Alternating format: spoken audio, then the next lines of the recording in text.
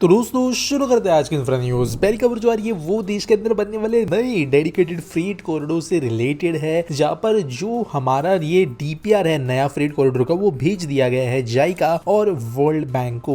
तो ये इसलिए भेजा गया है क्योंकि इन दो ऑर्गेनाइजेशंस ने इंटरेस्ट दिखाया था इन प्रोजेक्ट्स को फंड करने के लिए। अभी ईस्टर्न और वेस्टर्न दोनों dedicated freight corridor almost ready है, ऑपरेशनल ऑलरेडी ये है काफी लंबे समय से अगर देखा जाए तो। और इसके बाद में अभी ईस्ट कोस्ट, नॉर्थ साउथ और ईस्ट वेस्ट रूट्स बनने हैं डेडिकेटेड फ्रेट कॉरिडोर से। तो यहाँ पर इसके लिए डीपीआर बनाया गया था और 90% जो है, और इसके वजह से जो है यहाँ पर टोटल कॉस्ट वगैरह अब तक वैसे कैलकुलेट हुई नहीं है, लेकिन ऑब्वियसली यहाँ पे बड़े लेवल फंडिंग की जरूरत पड़ेगी। जायका वैसे भी हमारे देश के ज्यादा बड़े प्रोजेक्ट्स को फंड करता है, वर्ल्ड बैंक का भी इन्वॉल्वमेंट इंडिया में बहुत ज्यादा सिग्निफिकेंट है और ये प्रोजेक्ट्स यहाँ पर प्रोबेबली सबमिट होने के बाद में हमें मिल जाएगा ये अप्रूवल, जहाँ पर फंडिंग करने इनमें से कोई बॉडी तैयार हो जाएगी और बाद में हमें ये प्रोजेक्ट का काम शुरू होते हुए नजर आएगा प्रोबेबली कुछ सालों में ही। अगली खबर दोस्तों जो आ रही है वो है मुंबई पुणे के बीच में बनी हुई 160 साल पुरानी रेलवे लाइन से रिलेटेड, जहां पर एक नई लाइन बनने वाली है जो कि इस घाट सेक्शन को बाईपास करेगी और सिंपलर 1/100 श्रीधरन ग्रेड या फिर एक स्लोप का जो ये कैलकुलेशन होता है 1/100 यानी कि 100 मीटर से अगर ट्रेन सीधी जा रही है तो एलिवेशन 1 मीटर बढ़ेगा। इस हिसाब से जो है यहाँ पर एक नया लाइन बनाया जाने वाला है। वैसे दोस्तों मेरा यहाँ पर बहुत बड़ा पोपट हो गया है क्योंकि 2-3 दिन पहले मैंने एसपीटी के आंसर को देते हुए कहा था कि ये लाइन फ्यूचर में प्रोबेबली नहीं बनेगी, लेकिन रिसेंटली अश्विनी वैष्णव जी ने विजिट किया था इस लाइन के ऊपर, घाट में उतर के उन्होंने अलग चीजों को देखा और यहाँ पे एक स्पेशल 3 कोच इंस्पेक्शन भी किया गया यहाँ पे लोनावला एरियाज के अंदर, घाट्स के अंदर। यहाँ पर करेंटली घाट के वजह से बैंकर लोकोमोटिव्स का इस्तेमाल करना पड़ता है बहुत लंबे डिस्टेंसेस के लिए, लेकिन अगर 1/100 के ग्रेडियंट के साथ में लाइंस बनती है तो उनको फिर बैंकर्स की जरूरत नहीं पड़ेगी, जिसकी वजह से ट्रेन सीधा जब मुंबई से निकलेगी तो बिना रुके जा सकेगी। फिलहाल वंदे भारत जैसी ट्रेन वैसे डायरेक्टली जाती है, लेकिन वो ईएमयूज है जिनमें बहुत ज्यादा ट्रैक्शन मोटर्स वगैरह है तो वो चल जाती है, लेकिन जितनी ट्रेन जो है वो करजत से लोनावला जाती है उनको बैंकर्स की जरूरत पड़ती ही है। नीचे आते हो फिर भी ट्रेन अपने आप आ जाती है। अगली खबर के बारे में दोस्तों बात करें तो आंध्र प्रदेश आ रही है जब 3 नए एयरपोर्ट्स बनाए जाएंगे, ऐसा पुंडरीश्वरी ने कहा है।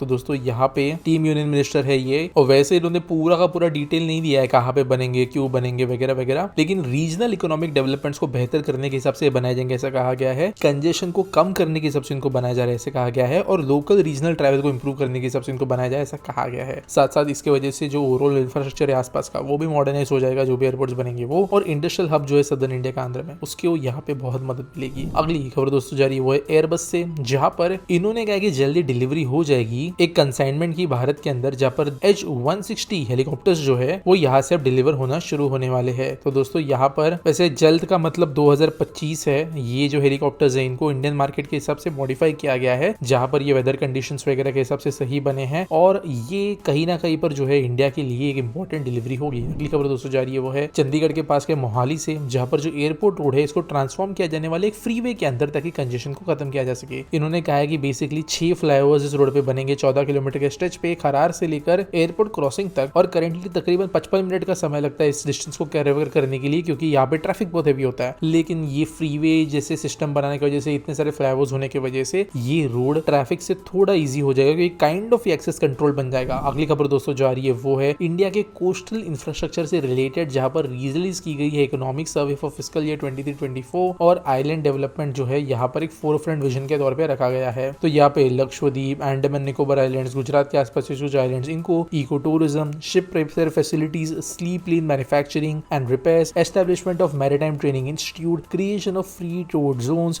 और डेवलपमेंट ऑफ बंकरिंग टर्मिनल्स, इस सारे के सारी चीजों को टारगेट रखते हुए यहाँ पे इनका डेवलपमेंट किया जाएगा। और इंडिया मैरीटाइम विजन 2030 के हिसाब से इनका डेवलपमेंट होने वाला है। मेजर जो फोकस होगा वो अंडमान निकोबार और लक्षद्वीप पे ही होने वाला है, क्योंकि ये स्ट्रेटेजिकली भी इंपॉर्टेंट है। अब देखते हैं गवर्नमेंट एक्चुअल में इस चीज को आगे कैसे बढ़ाती है। अगली खबर दोस्तों जो आ रही है वो है दिल्ली से, जहां पर एक जो की सेक्शन ऑफ रिंग रोड है फ्रॉम सिविल लाइन से लेके मेटक्लेफ रोड तक कश्मीरी गेट एसबीडी से, जो है एक रिवैम्प को अंडरगो करने वाला है। तो दोस्तों यहाँ पे इस रोड का ना से विडिफिकेशन हो गया दोनों तरफ से, लेकिन यहाँ पर कुछ स्ट्रेचेस के अंदर वाइडनिंग भी हो सकती है। इसके अलावा यहाँ पे जो हिस्से खराब हो चुके हैं उनकी रिपेयर एंड मेंटेनेंस का काम भी, स्ट्रेंथनिंग का काम भी किया जाएगा। और वैसे दोस्तों ये काइंड ऑफ एक वीआईपी रूट भी आप कह सकते हो, जो कई सारे इंपॉर्टेंट डेस्टिनेशंस को जोड़ता है। तो ये वैसे भी जो है कहीं ना कहीं पे फोकस में आने ही वाला था। अगली खबर दोस्तों जो है वो है हमारे कोस्टल शिपिंग से रिलेटेड है, जहां पर जो ग्रोस टनेज है इनलैंड वाटरवेज के जरिए वो 1.9 मिलियन टन जो 2014 में था वो बढ़कर 1.72 मिलियन ग्रोस टनेज तक पहुंच गया है, और 1039 वेसल्स यहाँ पे इस्तेमाल की गई है। तो दोस्तों अगर देखा जाए तो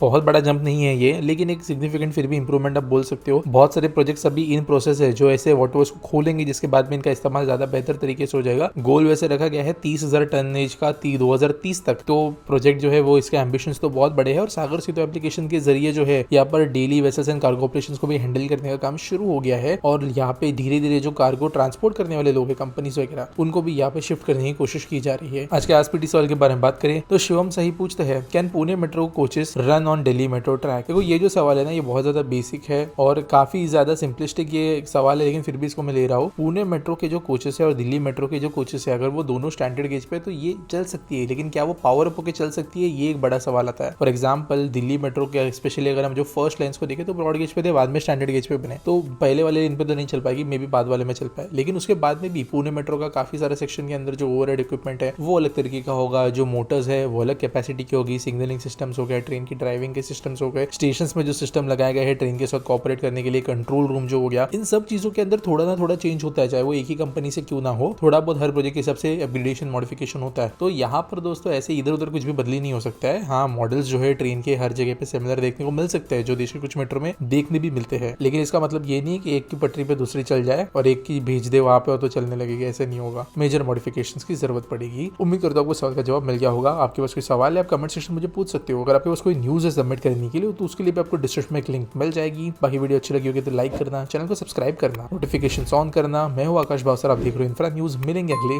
वीडियो में।